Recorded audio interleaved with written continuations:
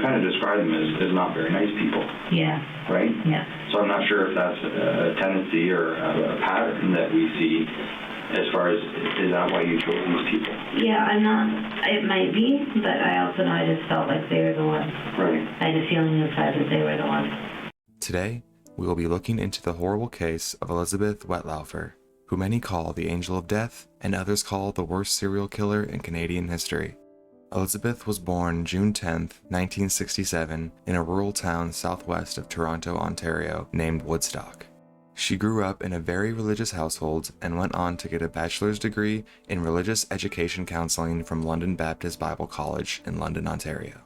Later, in the mid-1980s, she studied nursing at Conestoga College, not too far away from her hometown in Ontario. Wettlaufer went on to find work at Crescent Care, a long-term care home in Woodstock.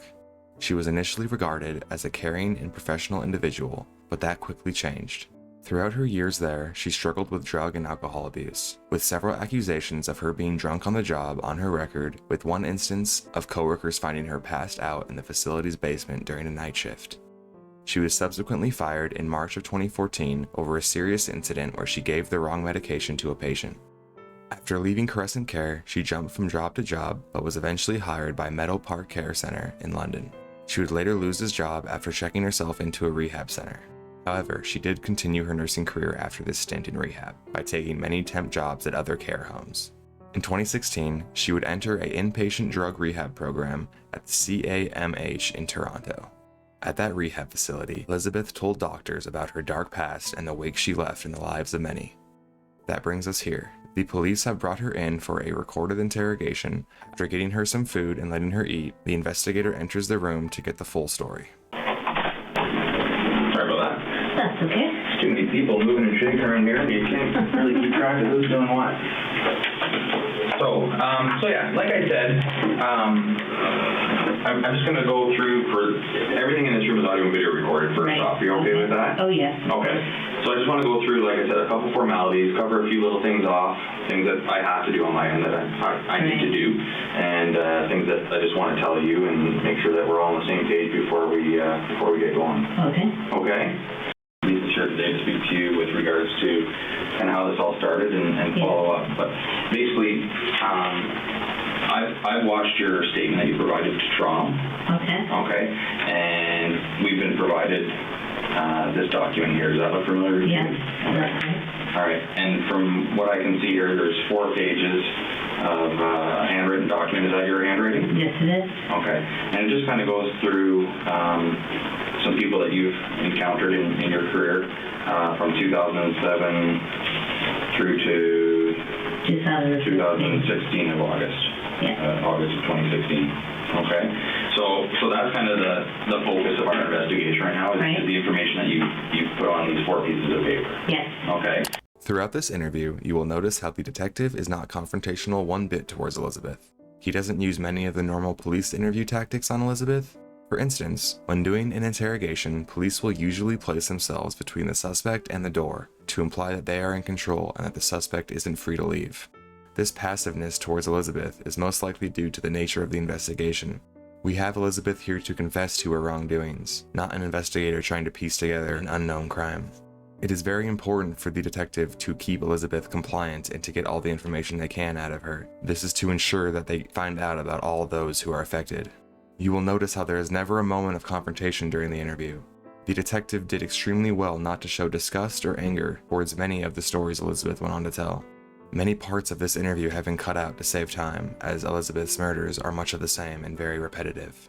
Wettlaufer now goes on to briefly talk about her early career with the detective and then quickly admits to her first crime. While Elizabeth committed horrible crimes to the most innocent in our communities, she was very forthcoming when admitting everything she did, even if it was a relatively petty crime, like prescription drug theft. Back at Meadow Park, what was your addiction? Hydromark. Okay. All right. Hydromorphone. Okay. And how much were you using? I was a binge user, so I would use what I could get a hold of Okay. by stealing it from the patient. Okay. All right. And how would that work? Like, would it just be in their allotted medications, or would you have access to a card to feed your There's some of their allotted medications. Some of them had confusion, so they couldn't tell the difference between what those you were giving them, so I'd give them a laxative instead of their Hydromorph. Okay. There was a lot of them had as needed, so it would be in a big card, and then they'd say, I would just punch out that, oh, Barney needed 2 of those today, and oh, Billy needed 3 of those today when they really didn't. Okay. And that's how I would get a hold of it. Okay. Every once in a while, there was also a big drug holder, like a safe almost, that we would put the drugs in. Okay. Once, like if somebody died, and there were like 23 Hydromorph left, would slide the whole card into the drug holder. Well, if you picked it up and turned it upside down and shook it, you'd get drugs back out of it. Okay. So you had your ways. Yes. Yeah. Okay. And was that ever an issue with Stabler? Were you ever confronted, or did that go totally undetected for the time you were there? As we will learn, not once was Wettlaufer confronted for any of the medications she stole for personal use or for the doses she used to overdose her victims. A simple inventory control check could have saved the lives of many. So as far as your latest position at St. Elizabeth, that was your last position as a RN, is that Yes, correct? It was. Okay. And you said you resigned from there? Yes. Okay. What brought you to that? That's where things get a little crazy. Okay. This is the part that I haven't told the doctors. Okay. Because it seems so stupid now. When my ex and I broke up in 2007, I was already taking the medication for my borderline personality disorder. And I was so angry. And it was like a voice said inside me, I'll use you, don't worry about it. And the different times that I have caused people's deaths or caused them discomfort through the influence, I believe it was the influence of that voice or whatever it was. It wasn't a voice in my head, it was a voice in here. And when I would do it, afterwards I would hear like a laughter in my chest. So... Here, we have Wettlaufer's first description of her inside voice, which she claims is driving her to commit these senseless acts. She frames the claim with, "It sounds so stupid now," because she knows what she is about to say is an extraordinary claim. Note how the officer doesn't confront her on how crazy this sounds, and just lets her tell her story. This is to ensure he obtains a full confession from Wettlaufer, and to not upset her, which could potentially end the confession. I was working for St. Elizabeth, and I was doing well, but it was a lot of pressure. And the way that, that I've helped people to die has been through insulin. And after my 30-day evaluation, my supervisor came to me and said, I'm really sorry. We wanted you for Woodstock, but we have so many kids in schools in Ingersoll that need help with their insulin pumps that you're going to start working in Ingersoll. Okay. And I panicked. I didn't want to do that. Because I felt, what if? Those are kids. So it was about a week after that I quit. Yeah. And then I packed my stuff in the car, and I drove 2 days into Quebec, thinking like I would just sort of run away sort of thing. And then I thought, no, that's just stupid. So I came back, and I was going to tell my parents what was going on, but they had visitors from Scotland. So I didn't tell them. I just, spent 2 weeks pretending to go to work. Okay. Well, the visitors from Scotland were here. Right. It's funny, but it's not funny. And then once they left, I decided I didn't want to nurse anymore. I didn't want to hurt anybody anymore. So I also quit my other job. And then I decided, well, whatever Friday that was, that, like, I did a lot of looking into how I could get help, because I realized I needed help with whatever this was. Right. Because part of me had started to believe that it was the devil, and part of me thought it might be God with a purpose through my life. And I know the doctor asked me those questions, and I didn't answer them because I was so ashamed. After Wettlaufer gives what will be her main reason for these killings, the detective jumps into her written confession given earlier to Toronto police, victim by victim. I want to just go over this document, if that's okay with you. Yeah. Okay, would you be willing to do that with me? Yeah, yeah. Okay, and you do your thing. Sorry. No, don't be sorry. Absolutely not. This is pretty, excuse me, major.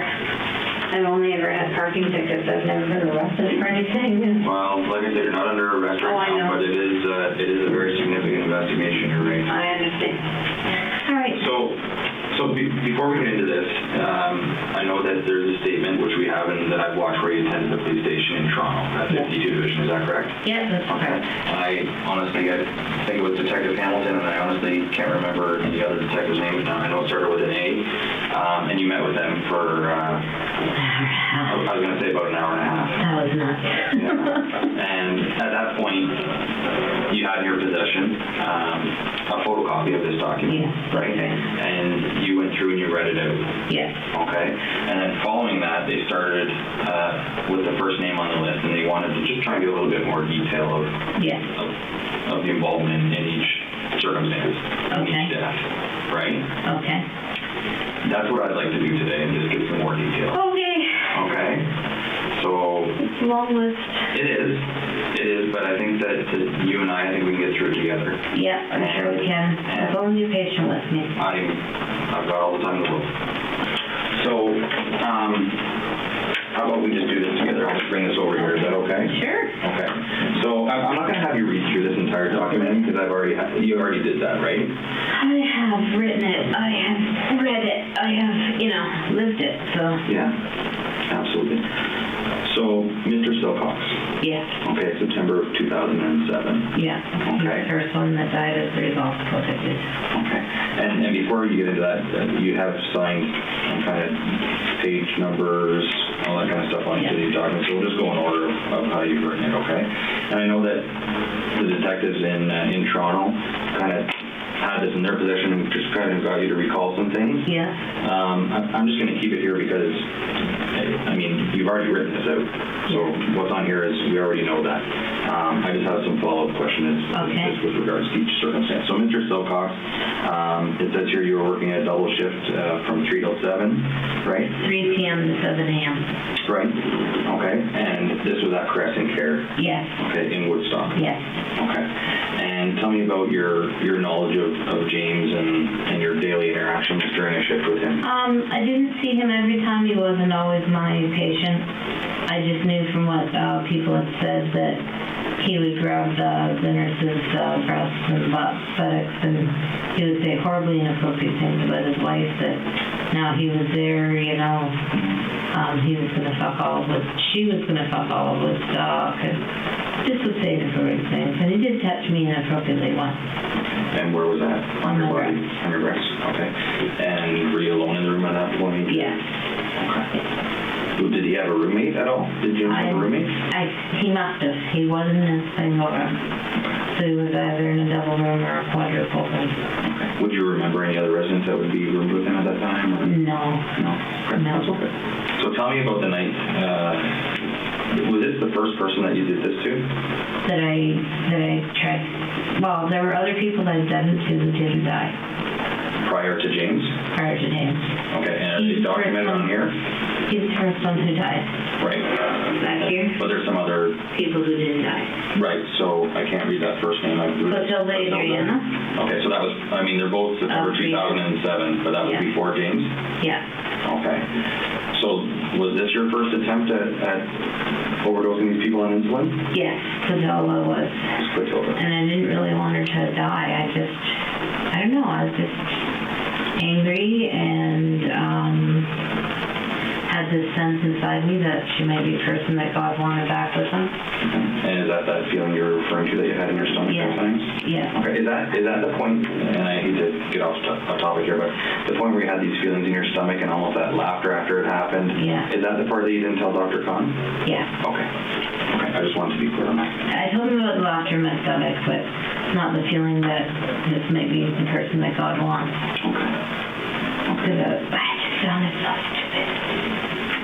It's your feelings, right? I honestly felt like God wanted to use me. And Dr. Khan kept asking me, do you think God chose me for a special purpose? I kept saying no, because that did not sound like a special purpose, you know? Yeah. So, but yeah, I just had a sense after my marriage broke up that God was going to use me for something. And then after a while, I started to really wonder after some of the murders if it was God or if it was the devil fooling me. Did you feel like you were doing the right thing for these people? No. I felt like I was doing what I was supposed to do, but it wasn't what was right for them. These are the excuses that Wettlaufer will use for the entire interview, that she was visited by surges she could not control. She would go on to say that on multiple occasions, God or the devil or whatever wanted her to do it. After one murder, she said she felt the surging and then heard her own laughter afterwards, which she described as a crackling from the pit of hell. The laughter was not audible, but it was a feeling from within her chest, visibly shaking her hands to show detectives what it felt like. Now Detective will press Wettlaufer on her first victim, James, and we will see how she describes his killing. So James, then, it was an evening that this one took place, right? Yep. It says here at about 9:30. Yeah. Run me through. About 9:30, I gave him a dose of 50 milligrams of insulin. He's not diabetic. So I used a borrowed insulin pen, borrowed insulin, and gave him an insulin shot. And at 3:30, the PSW, throughout the night he was yelling out, "I love you," and "I'm sorry." And not to me, but just you could hear him calling out in his room, and that's what he was calling out.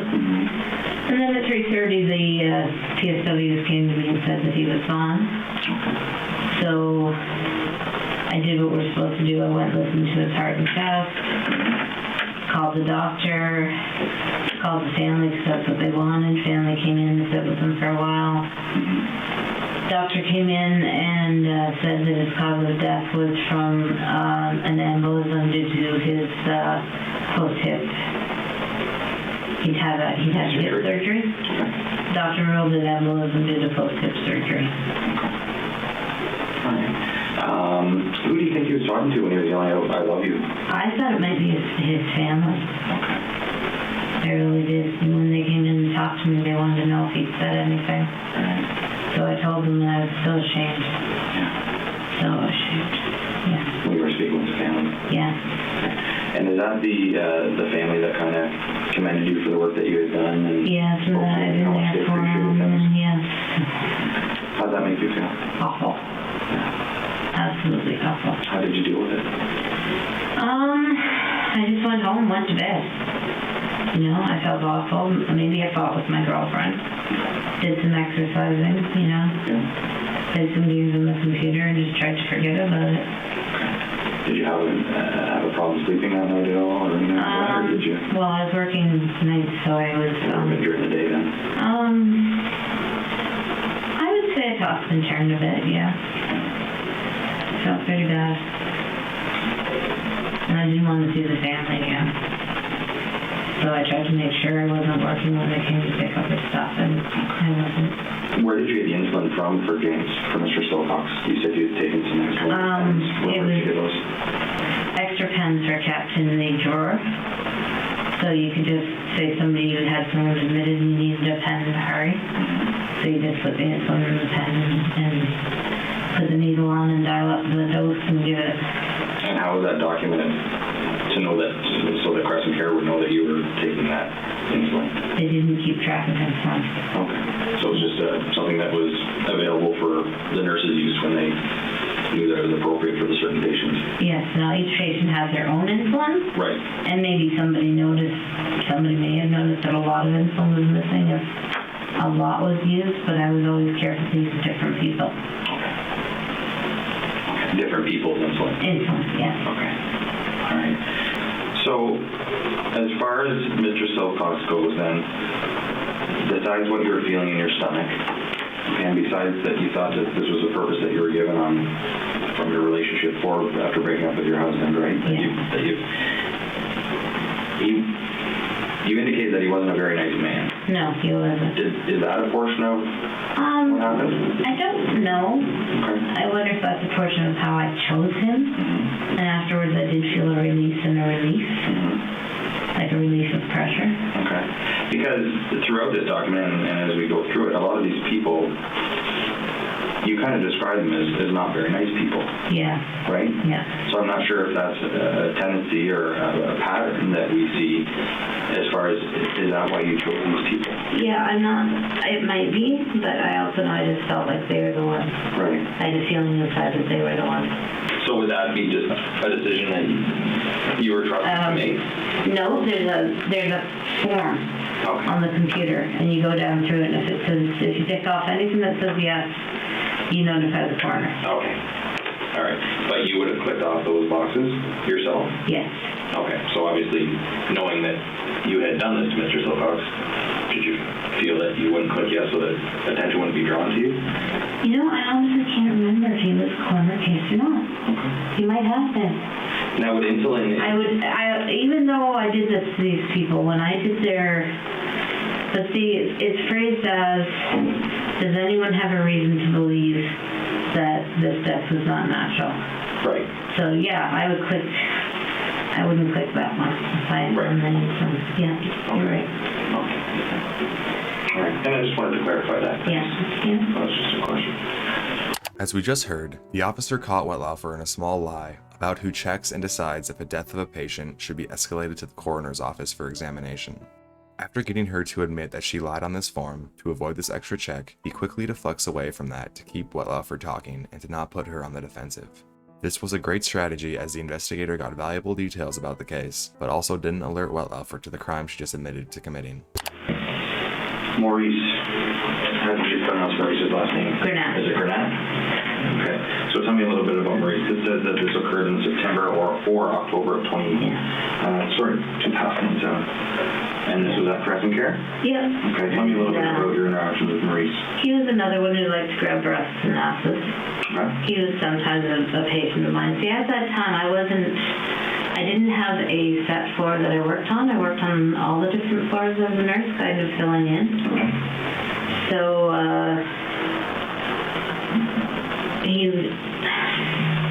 one afternoon I was working with him and he did grab me. And again, I got that feeling inside that this is his time to go. So I gave him an overdose of insulin after supper. And I believe he died the next day. And what was your shift that? Do you remember what shift you It were was working at? 3 to 11. I have saved you the pain of sitting through the next 1+ hour of this interview. I have cut out the next 6 murder confessions, as they get very repetitive in nature and in the excuses used by Wettlaufer. Going through Elizabeth's written confession, name by name, the detectives did a great job at getting the full truth as Wettlaufer saw it. Explaining each of the murders she committed, Elizabeth always prefaced each instance with the victim either having slighted her or assaulted another nurse, or even their own family. Overdosing her patients with insulin or the other drugs they were prescribed was her main way of killing her patients. Throughout her nursing career, Wettlaufer admitted to killing 8 of her patients and attempting to kill 6 others. Detectives could not link any other deaths or wrongdoing to Wettlaufer. After this interrogation, on October 25th, Elizabeth was formally charged with 8 counts of murder. In January of 2017, an additional 6 charges consisting of 4 counts of attempted murder and 2 counts of aggravated assault were added to the total. During her trial on June 5th that same year, Elizabeth waived her right to a hearing and pled guilty to all charges. As a result, she was stripped of her nursing license and registration indefinitely, and was ultimately sentenced to 8 consecutive life sentences with the possibility of parole after 25 years. She would be 75 years old when she first became eligible for parole. The sentence may not fit the crime, but hopefully it is enough for the victims' families. The surprise of finding out your loved one was actually murdered by their own caretaker did affect a lot of the families of the victims in this case. Many of the family members made remarks at Elizabeth's hearings and sentencing. Not only did they speak on the behalf of their deceased loved ones, but they also spoke to how these horrific acts affected them in their relationships and lives at home. Hopefully, they are able to find peace in knowing what truly happened to their loved ones in their final days. In conclusion, here are the faces and names of the people who lost their lives at the hands of Elizabeth Wettlaufer. May they rest in peace. And that is the story of Canada's most deadly serial killers. If you want to hear more scary, fascinating stories, make sure to check out last week's video.